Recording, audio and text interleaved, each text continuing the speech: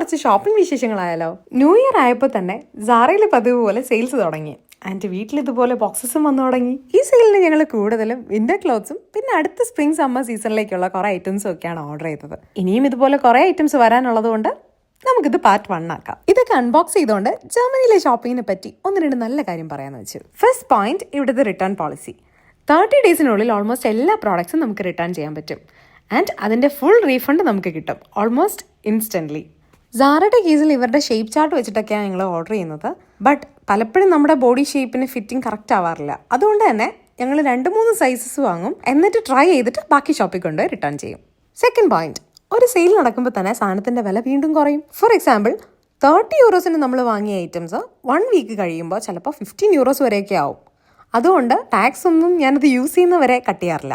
വില കുറയുവാണെങ്കിൽ നമുക്ക് വീണ്ടും ഓർഡർ ചെയ്യാലോ. ഈ വിന്റർ സീസണിൽ ഇതുപോലെ കുറേയൊക്കെ ഓർഡർ ചെയ്യുന്നതും അൺബോക്സ് ചെയ്യുന്നതും പിന്നെ കുറേയൊക്കെ റിട്ടേൺ ചെയ്യുന്നതും ഒരു നല്ലൊരു എന്റർടൈൻമെന്റും കൂടിയാണ്. ഇനിയും കുറേ സാധനങ്ങൾ കൂടി വരാനുണ്ട്. അത് നമുക്ക് വേണമെങ്കിൽ പാർട്ട് 2 ആക്കാം. അപ്പോൾ ഇതുപോലെ വേറെ എന്തെങ്കിലുമൊക്കെ ആയിട്ട് അടുത്ത വീഡിയോയിൽ കാണാം.